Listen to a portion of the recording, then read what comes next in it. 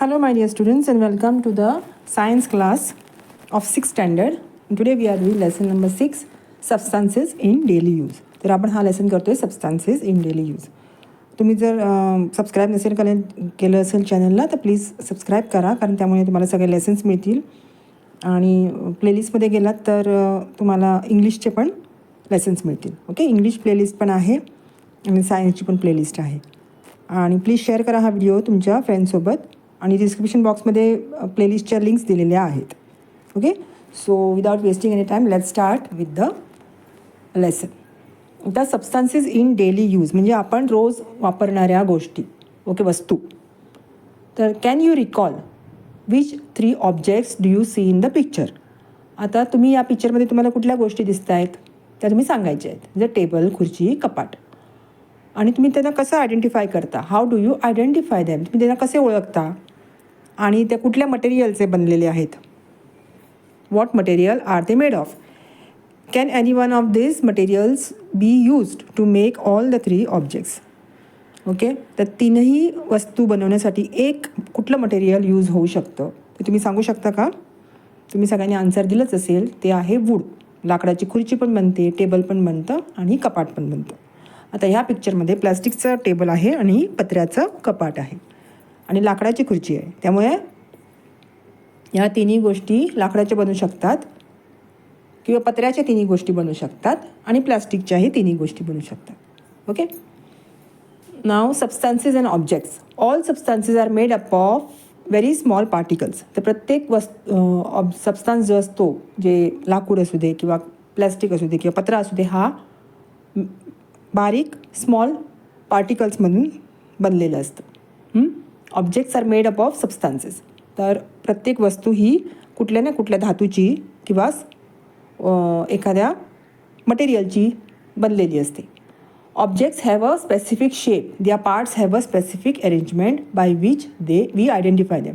आता कुठलाही ऑब्जेक्ट ह्याला एक आकार असतो, शेप असते आणि त्याचे वेगवेगळे पार्ट्स, त्याचे वेगवेगळे अवयव विशिष्ट ठिकाणी जोडले गेलेले असतात. Okay, they R arrangement. त्यांची अरेंजमेंटच अशी केलेली असते, त्यामुळे आपल्याला ते आयडेंटिफाय करता येतं, आपल्याला ओळखता येतं ही कुठली वस्तू आहे. तर वी यूज वूड. आपण लाकूड वापरतो, plastic or steel to make a table. आपण टेबल बनवण्यासाठी वूड पण वापरतो, प्लास्टिक पण वापरतो आणि स्टील पण वापरतो. We use wood, plastic or steel to make a table, chair or cupboard. These substances have the strength required to make these articles. तर ह्या ज्या वस्तू आहेत, हे सबस्टन्सेस आहेत, ते त्यांच्याकडे एक स्ट्रेंथ असते टेबल बनवायला, खुर्ची आणि कपाट. तर ह्या वस्तूंची आपण ह्या 3 वस्तू बनवू शकतो, कारण त्यांच्याकडे ती स्ट्रेंथ असते ह्या आर्टिकल्स बनवण्यासाठी. Okay, also the substances can give a desired shape. आणि ह्या सबस्टन्सेस वापरल्यामुळे, म्हणजे लाकूड, प्लास्टिक आणि स्टील वापरल्यामुळे ते जी वस्तू बनते त्याला एक विशिष्ट शेप पण आपण देऊ शकतो. आपल्याला पाहिजे त्या आकारामध्ये त्यांना घडवू शकतो. It means that we consider the properties of substances to use them for making things. तर एखादी वस्तू बनवण्यासाठी आपण त्या वस्तूची ज्या वस्तूने आपण एखादी फर्निचर बनवणार आहोत त्याची प्रॉपर्टी आपल्याला लक्षात घ्यायला लागते. ते लाकूड कसं आहे किंवा ते स्टील कसं आहे, प्लॅस्टिक कसं आहे, त्याच्यातून ती वस्तू बनणार आहे की नाही, हे त्याची प्रॉपर्टी लक्षात घेऊन मग ती एखादं मॉडेल तयार होतं. Okay, the same substance or material can be use to make many objects. तर एकाच टाईपचं धातू किंवा प्लास्टिक आपल्याला वेगवेगळे आयटम्स बनवता येतात. लेट अस स्टडी सम सच एक्झाम्पल्स. तर आता आपण यांचे एक्झाम्पल्स बघूया. First example is cotton. Cotton, कापूस, ह्याच्यापासून काय काय बनतं तर कापड, cloth, fibre or thread. Okay, fibre म्हणजे दोरा किंवा सूत ज्याला आपण म्हणतो. रिळं असतात वेगवेगळ्या कलर्ड थ्रेड्सची, दोरे. तर ह्यासारख्या वस्तू बनतात. मग साड्या बनतात, हँडकरचीफ, क्विल्ट्स म्हणजे गाद्या, मॅट्रेसेस, चादरी, जे पांघरायला मोठे जाड, आपण पांघरण्यासाठी जे चादरसारखी जाड असतात ना, त्याला क्विल्ट्स म्हणतात. ओके, मॅट्रेस म्हणजे गादी आणि उशी, या गोष्टी बनतात कापसापासनं. तर आता लोखंडापासून काय काय बनतं तर आयर्न, कन्स्ट्रक्शन, स्टील बार्स जे घरं बांधण्यासाठी जे लोखंड असतं, कन्स्ट्रक्शन बार्स असतात मोठे मोठे, ते मग ग्रिडल्स म्हणजे तवे, गाड्यांचे ऑटोमोबाईल्सचे पार्ट्स, इलेक्ट्रिक पोल्स, टेबल्स आणि कबर्ड्स, ह्या सगळ्या गोष्टी लोखंडापासून बनतात. आता ॲल्युमिनियम, तर किचनमधली भांडी, किचन युटेन्सिल्स, इलेक्ट्रिक केबल्स, लाईटच्या वायर्स जे बनवण्यासाठी जे तारा असतात त्या ॲल्युमिनियमच्या बनलेल्या असतात कधी कधी, etcetera. By studying the properties of substances we can select substances suitable for our purposes. तर प्रत्येक जे वस्तू असते त्याची, प्रत्येक जे मटेरियल असतं त्याचे सबस्टन्स जे असतात त्यांची प्रॉपर्टी, त्यांचे वैशिष्ट्य बघून आपण त्याप्रमाणे त्या वस्तू आपल्या गरजेच्या रोजच्या जीवनातल्या बनवू शकतो. Okay, we can select substances suitable for our purposes. So the substances in everyday use are of two main kinds. ते आहे नॅचरल आणि मॅनमेड. जे वस्तू आपल्या अवतीभोवती आपल्याला दिसतात त्या दोन प्रकारच्या वस्तूपासून बनवलेल्या असतात. एक तर एक नॅचरल वस्तू असते, नॅचरल सबस्टन्स असतं, रॉ मटेरियल ज्याला म्हणतो ते नॅचरल असतं किंवा मॅनमेड असतं. जे रॉ मटेरियल आपण वापरतो, जे सबस्टन्सेस आपण वापरतो आपल्या डेली यूजमधल्या मटेरियल बनवण्यासाठी किंवा वस्तू बनवण्यासाठी, त्यामध्ये दोन प्रकार मोडतात, नॅचरल आणि manmade. So will go to the next page. So can you tell me what is the difference between these two groups of natural substances. आता नॅचरल सबस्टन्सेसमध्ये सुद्धा दोन ग्रुप्स केलेले आहेत. तर नॅचरल सबस्टन्सेस जे आहेत, जे leather, jute, wool, cotton, water, soil आणि मेटल. तर चामडं, लेदर, मग ज्यूट, वूल, कॉटन, कापूस, पाणी, सॉईल अँड मेटल्स. तर ह्या सगळ्या ज्या वस्तू आहेत त्यांचेसुद्धा दोन भाग बनलेले आहेत. तो नॅचरल सबस्टन्सेस, त्याच्या अंडर बघूया. Substances available in nature are called natural. तर नेचरमध्ये जे सापडतात त्यांना नॅचरल म्हणतात. ओके, त्यांच्यामध्ये दोन भाग केलेले आहेत. Of this the substances of the first group are obtain from living things. नेचरमध्ये मिळणारे लिव्हिंग थिंग्स, जे जीवजंतू, जिवंत जनावरांपासून किंवा दुसऱ्या जिवंत वस्तूंपासून बनवलेल्या गोष्टी असतात, त्यांची एक कॅटेगरी असते. आणि दुसरे असतात नॉन लिव्हिंगपासून. ओके, आणि जिवंतपासून मिळवलेले असतात त्यांना म्हणतात biotic substances. Of these the substances of the first group are obtain from living things. आणि त्यांना म्हणतात substances obtain from living things are called biotic substances. आणि एअर, सॉईल, वॉटर, पाणी, माती आणि हवा, that are not obtain from living things. ते living थिंग्समधून नाही ऑब्टेन केलेले, आपण नाही घेतलेले, म्हणजे ते झाडांपासून, प्राण्यांपासून नाही बनवलेले, त्यांना म्हणतात abiotic substances. Okay, now how are leather and wool different from jute and cotton. आता चामडं आणि वूल, वूल म्हणजे ज्याचे स्वेटर बनवतो ते कापड, आणि ज्यूट आणि कॉटन, कॉटनसारखाच दुसरा कपडा असतो ज्यूटचा कपडा, त्यांच्यामधला फरक काही आहे. तर लेदर आणि वूल हे जनावरांपासून ओरिजिनेट केलेलं आहे, त्यांच्यापासून मिळवलेलं आहे. ते वूल, शिप ज्यांच्या पाठीवर जे कापूस असतो, कापसासारखं जे असतं ते वूल म्हणतात त्याला. आणि जनावरांचं जे चामडं असतं त्याच्यापासून बनवलेला कापड म्हणजे लेदर. ओके, वूल हे जनावरांच्या पाठीवरच्या जे सॉफ्ट कॉटनसारखे केस असतात त्याच्यापासून बनवलेलं असतं वूल, आणि त्यांच्या चामड्यापासून बनवलेलं असतं ते leather. They are of animal origin. The leather and wool are of animal origin. Whereas jute and cotton, jute आणि कॉटन हे झाडांपासून मिळालेलं असतं. Okay, they are from plant origin. So do we find, हे तुम्हाला कळलं का आता? Animal origin is leather and wool and plant origin is jute and cotton. Do we find plastic, nylon, brass or cement in nature? तर ह्या man-made substances आहेत. तर आपल्याला प्लास्टिक आणि नायलॉन आणि ब्रास आणि सिमेंट हे सगळं कुठे मिळतं? नेचरमध्ये मिळत नाही. These are manmade. Manmade substances बघूया. It is human nature to strive for newer things and to try to make life more comfortable. तर माणूस सतत काहीतरी नवीन शोधत असतो आपलं लाईफ कम्फर्टेबल बनवण्यासाठी, नवीन गोष्टींचा तो शोध लावत असतो. So as a result of his efforts, man not only learned to use natural substances but also began to process them to make new substances. तर हे सगळं करण्यासाठी तो कष्ट घेऊ लागला. त्याचे एफर्ट्स, त्याच्या कष्टांचं फळ म्हणून त्याला नॅचरल सबस्टन्सेसमधूनच तो शिकला नाही की नवीन नवीन सबस्टन्स नेचरमधूनच काढले नाहीत, तर त्यांनी स्वतः ते तयारसुद्धा केले. Man not only learn to use natural substances, नेचरमध्ये मिळालेले सबस्टन्सेस यूज नाही केले, तर ते स्वतः नवीन बनवले. But also began to process them to make them to make new substances. तर नेचरमध्ये मिळणारे सगळे सबस्टन्सेसचे तो प्रोसेस करायला लागला, त्याच्यावर प्रक्रिया करू लागला आणि त्याच्यातून अजून नवीन सबस्टन्सेस त्याने तयार केले. आणि such substances are easier to use and can be made available in plenty at low cost. आणि असे जे मॅन मेड प्रॉडक्ट्स असतात ते लवकर सापडतात, आपल्याला लगेच मिळतात आणि त्यांची कॉस्ट पण कमी असते. Therefore this substances came to be use on large scale. त्यामुळे ह्यांचा वापर खूप मोठ्या प्रमाणात होऊ लागला, त्यांचं मार्केट खूप मोठं वाढलं. There are a great many such man made substances in use today. त्यामुळे असे मॅन मेड सबस्टन्सेस खूप वापरले जातात आजकाल. Okay, they are in use म्हणजे ते आजकाल खूप वापरले जातात. New substances produced by processing naturally available substances are called man made substances. त्या नेचरमध्ये असलेल्या वस्तू वापरून त्यांच्यावर प्रक्रिया करून अजून नवीन आयटम बनवणं त्याला मॅन मेड सबस्टन्सेस म्हणतात. Earlier iris or capes made of grass or sackcloth were used for protection from rain.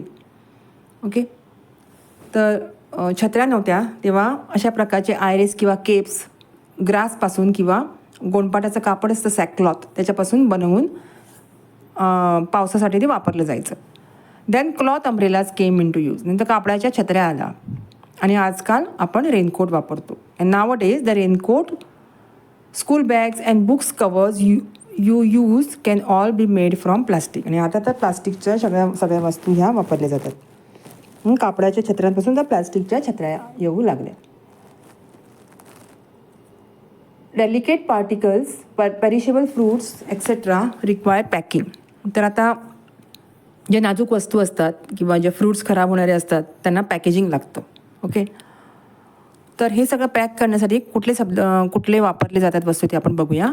तर टी व्हीचे सेट्स किंवा रेफ्रिजरेटर, फ्रीज ह्यांचं पॅकिंग करण्यासाठी मोठे मोठे कार्टन्स असतात आणि त्याच्यासाठी थर्मोकॉलचा यूज केला जातो. आजकाल थर्मोकॉल बॅन आहे, पण थर्मोकॉलचं काही मधल्या काळात खूप प्रमाणात वापर होत होता. Big cartons and thermocols are being used. All these are man made substances. हे सगळे मॅन मेड आहेत. These substances are waterproof or water resistant. तर हे सगळ्यांना पाणी त्यांच्यातून पास होत नाही, ते आर वॉटरप्रूफ. ओके, आणि वॉटर रेझिस्टंट. लाईट वेट पण आहेत ते अँड इझी टू ट्रान्सपोर्ट. ते ट्रान्सपोर्ट करायला पण त्यांचे सोयीचे होतं. Okay, you can transport them easily as they are light weight and water resistant. That is why they are being used increasingly. त्यामुळे जास्तीत जास्त त्यांचा वापर होत आहे. तर तुम्हाला इथे टेबल दिलेलं आहे, त्याच्यामध्ये तुम्ही ते सबस्टन्सेस लिहायचे आहेत. चार्ट बनवला आहे substances in daily use your brain power ह्या ग्रीन चार्टमध्ये. तर man made, abiotic, plant origin, तर हे सगळं तुम्हाला टेबल कंप्लीट करायचं आहे. आणि बाजूला examples of man made substances दिलेलं आहे. ओके, तर एरिया ऑफ यूज, कन्स्ट्रक्शनमध्ये कुठले सबस्टन्सेस वापरले जातात, नॅचरल कुठले आणि मॅनमेड कुठले. तर नॅचरलमध्ये bamboo, stone, soil, wood, coconut, fronds आणि किंवा लाईमस्टोन हे सगळे वापरले जातात. आणि मॅनमेडमध्ये विटा, ब्रिक, सिमेंट, कॉन्क्रीट, गॅल्वनाइज म्हणजे मेटलचे शीट्स, क्ले, प्लास्टिक, एस्बेस्टो शीट हे सगळं वापरलं जातं. तर रायटिंग मटेरियलमध्ये कशाचाही वापर होतो, तर ट्री बार्क, बुंदा झाडाचा, पानं, बुर्जपत्रे, pens are made from reeds. Okay, stones, slates, stone walls in caves. आधी वॉल्सवर स्लेट्स नव्हते तेव्हा वॉल्सवर लिहिलं जायचं. Soil, colours made from plants हे सगळे वापरले जातात. आणि आजकाल काय वापरता येत नाही मॅनमेडमध्ये, pencils, pen, okay, notebook, pencils made from plastic and metal, तर ह्या गोष्टी वापरल्या जातात. Okay, glass can be made from calcium carbonate आणि सँड. ओके, ग्लास कशाचा बनवला जातो की सँड आणि calcium carbonate.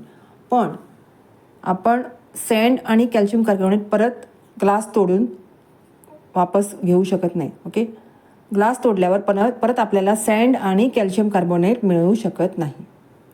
So it is not reversible. Reverse आपण करू शकत नाही. Glass can be made from sand and calcium carbonate, but sand and calcium carbonate cannot be obtain from glass सोडून आपल्याला सँड आणि कॅल्शियम कार्बोनेट वापस मिळत नाही. You must have observed green chillies or tomatoes turning red after some time. Have you ever seen or heard of red tomatoes becoming green again? तर झाडावर असताना हिरव्या मिरच्या आणि हिरवे टोमॅटोज पिकल्यानंतर लाल होतात, पण लाल झालेले टोमॅटोज आणि लाल झालेल्या मिरच्या परत ग्रीन होत नाहीत. While making man made substances the properties of the constituents undergo a change. This change occurs due to certain chemical reactions. These changes in the properties are permanent. That is, the original constituent substances cannot be obtained again from new substances such changes are called irreversible changes. तर glass जो आहे बनवलेला तो irreversible आहे. Okay, तर man made substances बनवताना काहीतरी chemicals घालून त्यांचं रिॲक्शन होतं, त्यामुळे ते परत रिव्हर्स होत नाहीत. While making man-made substances the properties of constituents undergo a change. त्याच्यामध्ये जे कॉन्स्टिट्युएंट्स वापरलेले असतात त्यांच्यामध्ये चेंजेस होतात. आणि का होतात? कारण त्याच्यामध्ये केमिकल रिॲक्शन होतं आणि हे रिॲक्शन्स परमनंट असतात. These changes in the properties are permanent. That is the original constituent substances cannot be obtained again. तर ओरिजिनल सबस्टन्सेस असतात ते परत मिळत नाहीत. Okay, they are already converted into new substances.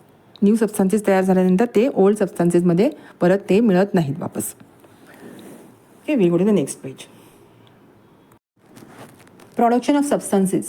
Rubber is also of two types, natural and artificial. Rubber सुद्धा हा जो product आहे झाडापासून बनलेला रबर असतो तो नॅचरल पण असतो आणि आर्टिफिशियल पण असतो. तर नॅचरल रबर झाडापासून मिळतो.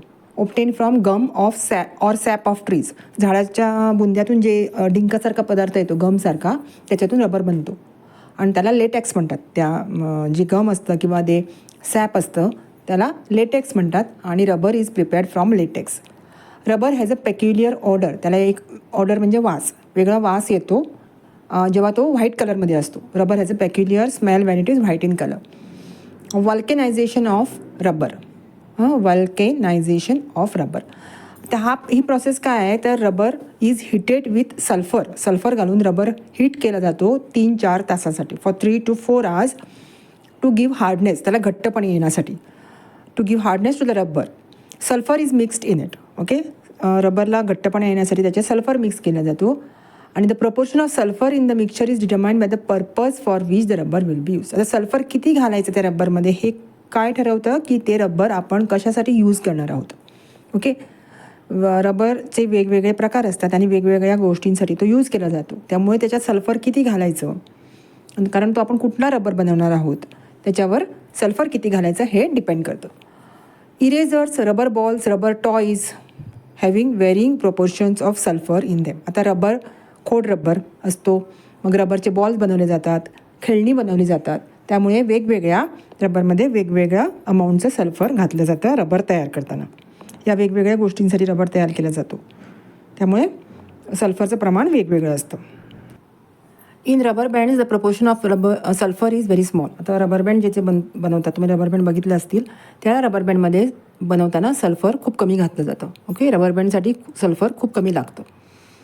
आता in the past Charles Goodyear नावाचे एक व्यक्ती होते. त्यांच्याकडून काय झालं की रबर आणि सल्फरचं एक मिक्सचर होतं, ते त्यांच्या गॅसच्या स्टोववर आचेवर पडलं आणि थोड्या वेळाने तो आचेवर पडल्यानंतर तो स्टोव बंद झाला आणि ते जे after the stove was extinguished he notice that the rubber had become harder and less elastic. त्याने बघितलं की तो रबर जो होता तो त्याचा लवचिकपणा गेला होता आणि तो घट्ट झाला होता थोडासा. ते सगळं मिक्सचर आगेवर पडलं आणि आग विझल्यानंतर. So he repeated this experiment in a systematic way and invented the process of vulcanisation. मग त्याला कळलं की त्यांनी ते परत एकदा तो प्रोसेस रिपीट केली व्यवस्थित आणि त्याला कळलं की हे असं रबर हार्ड होतं आणि ह्या प्रोसेसला काय म्हणतात की व्हल्कनायझेशन म्हणतात. आणि hard and tough tyres of rubber made thenceforth brought about a revolutionary change in transportation. त्यामुळे अशा प्रकारामुळे ह्या इन्व्हेन्शनमुळे ह्या व्हल्कनायझेशनच्या प्रकारामुळे आता आपल्या गाड्यांचे जे टायर असतात ते रबरचे टायर बनवले गेले.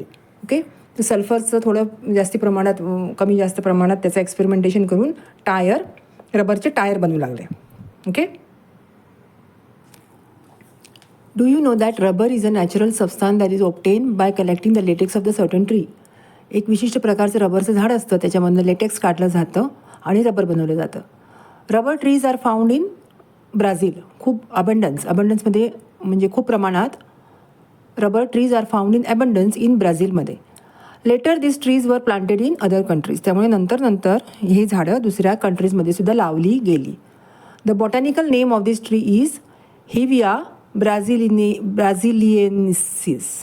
ओके, द बॉटॅनिकल नेम ह्या झाडाचा आहे Hevea brasiliensis. In India the maximum production of the rubber is in Kerala. आता रबरची झाडं जास्तीत जास्त इंडियामध्ये केरळमध्ये मिळतात. आता पेपर मॅन्युफॅक्चरिंग कसं होतं याचा एक चार्ट दिला आहे बघा, चित्र दिलं आहे. From trees to logs of wood, then peeling of logs or debarking, मग ॲडिंग डायज, मग पल्प केला जातो, मग pressing the pulp with rollers आणि शेवटी पेपर मिळतो आणि winding paper on the reels. This is the process of manufacturing of the paper. Now the next page. Paper is the substance or material form due to the intertwining of the cellulose fibres in grass, wood, रॅग्स और waste paper. आता paper कसा बनतो, तर paper is a substance. जो एक paper म्हणजे काय, ते एक मटेरियल आहे जे सेल्युलोजपासून बनतं बाय इंटरव्हिनिंग किंवा मिक्स होऊन त्याचा गुंता करून, सेल्युलोजचा गुंता करून जो फायबर्स इन द ग्रास, गवतामध्ये मिळतं, लाकडामध्ये मिळतं किंवा वेस्ट पेपरमध्ये मिळतं, त्या सेल्युलोजचा मिक्सचर करून किंवा गुंता करून त्याचं प्रक्रिया करून पेपर तयार होतो. Thus paper is a kind of network of cellulose fibres. तर गुंता झाल्यानंतर त्याचं एक नेटवर्क होतं तयार. ओके, इंटरव्हिनिंग म्हणजे एकमेकात गुंतवून तो सेल्युलोजचं नेटवर्क असतं आणि तो म्हणजे पेपर असतो. Okay, how is paper made. Paper कसा केला जातो, तर coniferous trees like pine are use to make paper. आता पाईनची झाडं असतात मोठी, जी उंच झाडं असतात, त्याला कॉनिफरस ट्रीज म्हणतात. ओके, आणि त्यांचा उपयोग पेपर बनवण्यासाठी केला जातो. The bark of the logs of these trees is first removed and the wood is broken into small pieces. The bark म्हणजे ते बाहेरचा कवर असतं झाडाच्या बुंद्याचं, तर त्याचं ते काढलं जातं. The bark of the logs म्हणजे झाडाचे मोठे मोठे बुंदे. ओके, अख्खेच्या अख्खे, तर त्यांचा बार्क काढला जातो आणि of this trees is first removed and the wood is broken into small pieces. नंतर लाकडाचे तुकडे केले जातात आणि the mixture of this pieces and some chemicals is kept soaking for a long time. आणि त्याच्यामध्ये केमिकल घालून ते खूप तास ते बुडवून ठेवले जातात. मिक्सचर ऑफ पीसीस म्हणजे लाकडाचे तुकडे आणि केमिकल्स हे लाकडाचे तुकडे हे केमिकल्समध्ये बुडवले जातात आणि ते बराच काळ ठेवले जातात. तसेच सोक करून म्हणजे ते भिजवून ठेवले जातात. It helps to form pulp. तर ह्याच्यामुळे त्याचा पल्प तयार होतो. केमिकलमुळे तर लाकडाचे तुकडे बुडवल्यामुळे त्याचा पल्प तयार होतो. आणि when the chemical process is completed the fibrous substance from the wood pulp are separated. तर हे जेव्हा केमिकल प्रोसेस संपते तेव्हा तो पल्प असतो तो बाजूला काढला जातो आणि ते फायबर असतो तो बाजूला काढला जातो. Okay, the fibrous substances from the wood pulp are separated and some dyes are added. Dyes म्हणजे रंग ॲड केले जातात थोडे. आणि नंतर the pulp is then passed through rollers. आणि हा पल्प जो असतो तो रोलरमधून पास केला जातो, सुकवला जातो. Then it is dried to form paper. Okay, तो रोलरमधून पास केल्यानंतर पेपर बनवण्यासाठी तो ड्राय केला जातो and finally wound on reels. तो रील्समध्ये टाकला जातो. Paper and woods are closely related. तो पेपर आणि लाकूड ह्यांचं खूप दाट संबंध आहे. They are very closely related. To save trees it is necessary to use paper sparingly. तर झाडं वाचवण्याकरता आपल्याला कमीत कमी पेपरचा वापर केला पाहिजे. स्पॅरिंगली म्हणजे कमी. Okay, now the next side बघूया. Always remember that do not tear up blank pages of the notebook. Do not throw away old notebooks with blank pages. आता ज्या नोटबुकवर जे पेजेस ब्लँक असायचे ते तुम्ही वापरलेले नाही आहेत, काहीच लिहिलेले नाही आहेत, असे पेजेस फाडून टाकू नका किंवा ते वेस्ट करू नका. ओके, ते यूज करता येतात. The blank sides of advertising pamphlets, inner side of postal envelopes. ॲडव्हर्टायझिंगचे पेपर्स येतात न्यूजपेपरमध्ये, पॅम्पलेट्स, त्यांच्या मागची बाजू किंवा एन्व्हलपच्या आतील बाजू जी प्लेन असते. ब्लँक साईड ऑफ कॅलेंडरची मागची बाजू, त्याच्यावर काही लिहिलेलं नसतं, प्लेन असतात. आणि other such writable surfaces can be use to make notes. तर ह्यांचा आपण वापर करू शकतो काही नोट्स लिहिण्यासाठी. Okay, use to make notes, list to cover books etcetera. Okay, काही लिहिण्यासाठी किंवा बुक्सना कवर घालण्यासाठी पण आपण याचा वापर करू शकतो. Do not throw away or burn up such paper until it has been fully utilised like this. तर तो पूर्ण भरल्याशिवाय किंवा त्याचा पूर्ण वापर झाल्याशिवाय पेपर फेकून देऊ नका. आणि whenever possible try to use a pencil and slate. तर पाटी किंवा बोर्ड याचा यूज करावा पेपर यूज करायच्या जागी. कमीत कमी पेपरचा वापर करायचा. Cooperate with people who collect paper from garbage or bye scrap paper. जे स्क्रॅपवाले असतात आणि जे जुना पेपर कलेक्ट करतात गार्बेजमधून त्यांना सहकार्य करावं. These people help in proper recycling of resources. तर ते हे लोक जे जुने पेपर गोळा करतात रद्दीवाले, तर ते पेपर रिसायकल करायला त्यांची खूप मोठी मदत होती. त्यामुळे त्यांना आपण सहकार्य केलं पाहिजे.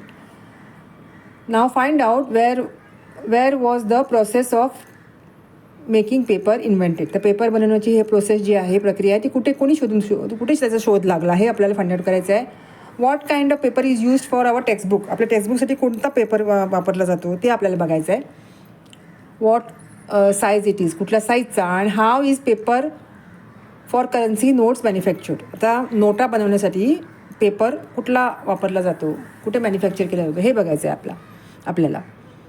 आणि do you know that in India the first factory to manufacture newsprint paper to be use for newspapers was established in Nepanagar in Madhya Pradesh. तर मध्य प्रदेशमध्ये न्यूज प्रिंट किंवा न्यूजपेपर बनवणारा पेपर तयार केला जात होता. In India the first factory to manufacture newsprint. तर इंडियामधली फर्स्ट फॅक्टरी न्यूज प्रिंट बनवणारी किंवा न्यूजपेपर बनवणारी ती नेपानगर मध्य प्रदेशमध्ये 1955मध्ये इस्टॅब्लिश झाली होती. Paper is also manufactured at Songadh in Gujarat. आणि गुजरात सोनगडमध्ये सुद्धा हा पेपर बनवला जातो. In Maharashtra there is a paper factory in Ballarpur near Chandrapur. तर महाराष्ट्रामध्ये बल्लारपूर चंद्रपूरमध्ये अशी फॅक्टरी आहे. From which substances in nature can we get threads or fibres. तर थ्रेड्स किंवा फायबर्स हे आपल्याला कुठल्या सबस्टान्स किंवा निसर्गातल्या कुठल्या सबस्टान्समध्ये मिळते. आणि what are clothes made from. आता आणि कपडा हा कुठनं बनवला जातो. From the time it was first thought that artificial yarn could be produce to meet the clothing needs of an increasing population. तर आर्टिफिशियल यार्न हे बनवलं जाऊ शकतो वाढत्या लोकसंख्येच्यासाठी. लोकांना जास्ती कपडे लागतात, कपड्यांची मागणी वाढली आहे, त्यासाठी आर्टिफिशियल म्हणजे मानवाने बनवलेला कापूस म्हणा किंवा आर्टिफिशियल यार्न बनवलं जाऊ शकतं हे लक्षात आलं. Okay, much research and progress has taken place in this field. तर हे सगळं ही मागणी पुरवण्याकरता ह्याच्यावर खूप रिसर्च झालेला आहे. इनन्युमरेबल काइंड्स ऑफ सिंथेटिक और आर्टिफिशियल थ्रेड्स आर नाव अवेलेबल. तर आधी कापूसच होता ज्याच्यामध्ये कपडा बनवला जायचा नॅचरल. तर आता आर्टिफिशियल थ्रेडसुद्धा सिंथेटिक किंवा आर्टिफिशियल थ्रेडसुद्धा बनवले जातात. नायलॉन, डेक्रॉन, टेरिलिन हे सगळे प्रकार आहेत त्या आर्टिफिशियल थ्रेड्सचे. Terene, polyester, rayon are the names of various synthetic threads. Synthetic threads म्हणजे artificial threads. Okay, almost all the articles made from the natural fibres in the olden days can now be made from synthetic threads. तर सगळे articles म्हणजे made from natural फायबर्समध्ये जे बनवले जायचे आदल्या काळात from in olden days, आता ते सिंथेटिक थ्रेड्समधून आपण बनवू शकतो. Nylon, rayon, terylene, acrylic are all synthetic threads and many articles in our daily use are made from them. तर हे नायलॉन, रेयॉन, टेरिलिन, ॲक्रेलिक हे सगळे सिंथेटिक धागे आहेत, थ्रेड्स आहेत आणि त्यांच्यापासून आपण आपल्या डेली यूजसाठी खूपशा गोष्टी त्यांच्यापासून बनवतो. ओके, नायलॉनचं बघूया आता. Nylon, this threads are invented at the same time in New York and London. तर न्यूयॉर्क आणि लंडनमध्ये नायलॉन हे एकाच वेळी त्यांचा शोध लागला होता. त्याच्यासाठी त्यांचं इनिशियल्स काय लिहिलं आहे, NY. Okay, therefore the initials NY of New York NY of New York आणि LON ऑफ लंडन, त्यामुळे नायलॉन असं झालं, त्याचं नाव पडलं. from London were combined to make the name nylon. So NY from New York and LON from London, so the name was nylon, NYLON. Nylon threads have a shine. ते shiny असतात, ते चमकतात nylon thread, आणि ते strong पण असतात, आणि transparent म्हणजे पारदर्शी असतात, आणि दे आर वॉटर रेझिस्टंट, वॉटरप्रूफ असतात थोडेसे. वॉटर त्यांच्यावर पाणी लगेच ॲब्झॉर्ब होत नाही कॉटनसारखं. थोड्या वेळ ते पाणी नायलॉनच्या कपड्यावर तुम्ही बघितलं थोडा वेळ पाणी तरंगतं.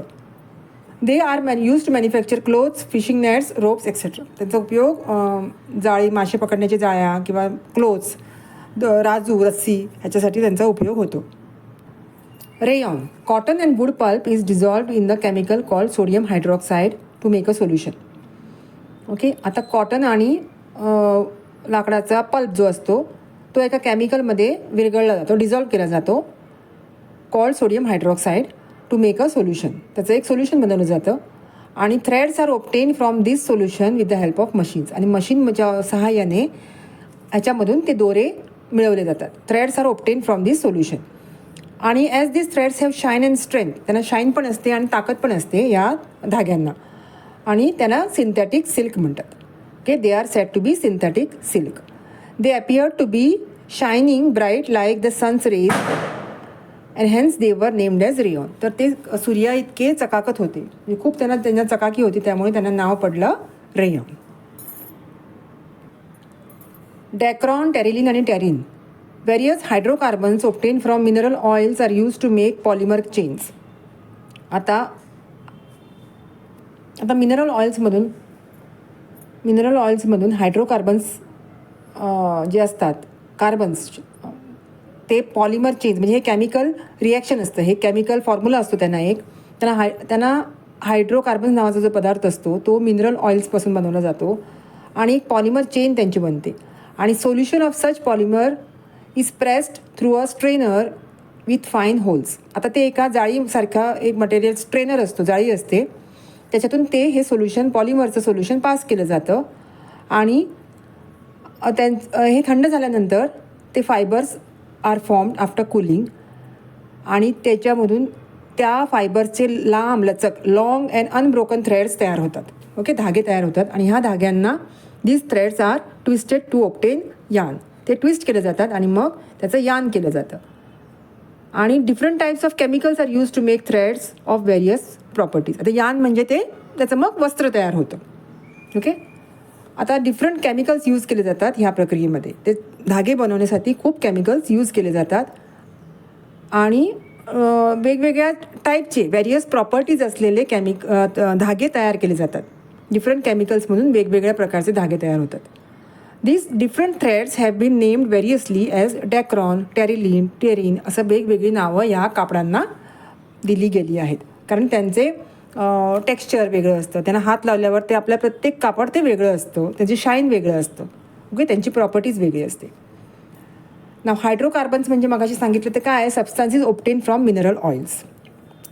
पॉलिमर चेन्स म्हणजे long continuous chains formed by small interlinked chemical units. Polymer, हे पॉलिमर चेन्समध्ये कुठलं कापड बनतं, so long continuous chains formed by small interlink chemical units.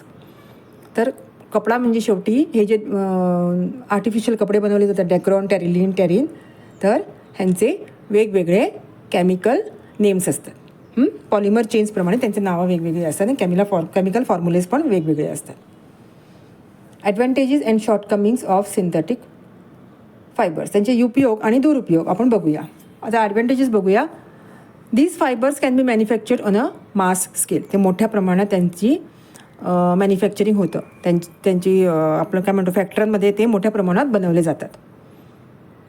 त्यांची कॉस्ट पण कमी असते, ते costless. They are strong and durable, ते खूप स्ट्रॉंग असतात आणि टिकणारे असतात. दे can be use for long time, ते खूप जास्ती काळ आपण ते वापरू शकतो. दे आर वॉटर रिपेलंट, ते पाणी त्यांच्यामध्ये लगेच ॲब्झॉर्ब होत नाही, आणि they do not rot or get wet, ते जास्ती असे पाण्यात जास्ती वेळ झाल्यावर ते कुजत नाही, रॉट होत नाहीत, किंवा ते ओले लगेच होत नाहीत, आणि ते लगेच सुकतात पण धुतल्यानंतर. दे आर लाईट वेट, ते हलके असतात आणि कम्फर्टेबल असतात घालायला. दे हॅव शाईन अँड त्यामुळे ते एकदम चांगले वाटतात घातल्यावर त्याचा आपल्याला रिच फील येतो. They have a shine and they enhance the appearance of the wearer. Enhance म्हणजे जो ते घालतो त्याचा लुक चांगला दिसतो, तो माणूस अगदी एकदम रुबाबदार दिसायला लागतो. Clothes made from these threads are wrinkle free and scratch free. त्यामुळे त्यांना चुरी पडत नाही आणि त्यांच्यावर स्क्रॅच पण पडत नाही. आता आपण त्यांचे तोटे बघूया. ओके, शॉर्ट कमिंग्स म्हणजे तोटे. तर त्यांच्यामुळे काय नुकसान होते ते बघूया. They are water repellent, hence they do not absorb sweat from the skin. तर ते पाणी ॲब्झॉर्ब होत नाही लगेच, त्यामुळे आपला घाम पण त्यांच्यामध्ये लगेच ॲब्झॉर्ब होत नाही. Continuous use of clothes made from these threads keep the skin moist which may cause skin disease. त्यामुळे घाम ॲब्झॉर्ब न झाल्यामुळे त्या आपल्या अंगावरचं आपलं पाणी तसंच राहतं, त्यामुळे आपल्याला स्किन डिजीज होण्याची शक्यता असते. Synthetic clothes are uncomfortable to wear especially in summer. त्यामुळे उन्हाळ्यात हे सिंथेटिक कपडे वापरणं फार फार अनकम्फर्टेबल होऊन जातं. Synthetic fabrics catch fire easily. त्यांना आग लगेच पकडते. If they catch fire the cloth sticks to the skin and causes serious injuries. तर काय होतं, सिंथेटिक कपडे वापरले आणि समजा आग लागली आणि आपल्या अंगावर ते कपडे असताना त्या कपड्याला आग लागली तर ती आग आपल्या स्किनला, ते कपडा आपल्या स्किनला चिकटते. त्यामुळे आपल्याला खूप खोल जखम होऊ शकते. आगेमुळे झालेली खूप जखम होऊ शकते किंवा आतपर्यंत आपलं स्किन जळू शकते, कारण ते फॅब्रिक अंगापासून सुटत नाही, आग लागल्यावर ते चिकटतं. Cloth sticks to the skin and causes serious injuries. These fibres are not decompose by microorganisms. त्यांचं डिकम्पोजिंग होत नाही. ते मातीत टाकले किंवा कॉटनचा कपडा कसा, तो मातीत टाकला तो कुजतो आणि तो डिकम्पोज होतो. ओके, तर हा तसाच जसं प्लॅस्टिक असतं जे डिकम्पोज होत नाही, तसे हे पण कपडे डिकम्पोज होत नाही, तर तसेच राहतात. Always remember that save trees to save nature. आता आपल्याला ट्रीज सेव्ह करायचं आहे, आपला नेचर सेव्ह करायचं असेल तर आपल्याला ट्रीज सेव्ह करायचे. तर ट्रीज सेव्ह करायला पेपर सेव्ह करायला लागेल. Okay, use paper properly and economically. तर जपून वापरायचं आहे आपल्याला पेपर. इकॉनॉमिकली म्हणजे जास्तीत पेपरांवर खर्च नाही करायचा आहे आपल्याला. आणि make full use of it and recycle the use paper. आपल्याला पेपर पूर्ण यूज करायचा आहे आणि त्याचा रिसायकलिंगला पाठवायचा असतो. Although there are some disadvantages in using synthetic fibre, they can be useful if they are used in proper way. आता सिंथेटिक जे आहे फायबर्स ते त्याचे जर काही तोटे असले तरी ते योग्यरित्या वापरले तर त्याचा आपल्याला फायदा होऊ शकतो. They reduce the load on the use of natural resources. तर नॅचरल जो पेपर आहे किंवा नॅचरल झाडांपासून घेणारे आपण जे आहे कॉटन वगैरे, त्याची मागणी कमी होते. त्यामुळे झाडं जास्ती मारली जात नाहीत. त्याच्यामुळे आपल्याला सिंथेटिक काही प्रमाणात फायदेशीर ठरतो. What we have learned today. We use two types of materials, natural and man-made. Natural materials may be biotic or abiotic. तर नॅचरल मटेरियल्स, बायोटिक म्हणजे जे जिवंत झाडं किंवा प्राण्यांपासून बनवलेले आहेत त्यांना बायोटिक म्हणतात, आणि जे निर्जीव असतात त्यांच्यापासून बनवलेलं असतं त्याला अबायोटिक म्हणतात. आता biotic materials are either of plant origin or animal origin. Okay, ते झाडं किंवा जनावरं. Rubber, paper and synthetic fibres are important man made materials in our daily use. आणि man made materials can are obtain by using certain processes. तर man made जे असतात त्यांना काय ते प्रोसेस लागतं, केमिकल प्रोसेस थ्रू जायला लागतं. आता सायन्स वॉच बघूया. While studying science we do verify whatever we learn. आता आपण त्याचा शहानिशा करतो, आपण जे शिकतो त्याचं. But what about others? It is necessary to explain to everybody that there is science behind every phenomena. तर प्रत्येक गोष्टीच्या मागे सायन्स असतो, हे सगळ्यांना आपल्याला एक्सप्लेन करायला पाहिजे. आणि let us explain to them what we have learned and let us act on basis of our knowledge. आता आपण या लेसनमध्ये काय शिकलो ते तुम्ही तुमच्या आई वडील, भाऊ बहीण, आजूबाजूच्या लोकांना हे एक्सप्लेन करू शकता. तर स्टुडंट्स, हा लेसन संपलेला आहे. Okay, I B back with the next lesson. तोपर्यंत तुम्ही प्लेलिस्ट चेक करा. त्याच्यामध्ये इंग्लिशचे पण प्लेलिस्ट आहे 6th स्टँडर्डची, तर 7th स्टँडर्डची पण आहे. तर इंग्लिश, सायन्स हे तुम्हाला प्लेलिस्ट वेगवेगळे मिळतील, त्याप्रमाणे तुम्ही स्टडी करू शकता. I B back with the next lesson in the next video. Till then, take care and bye bye.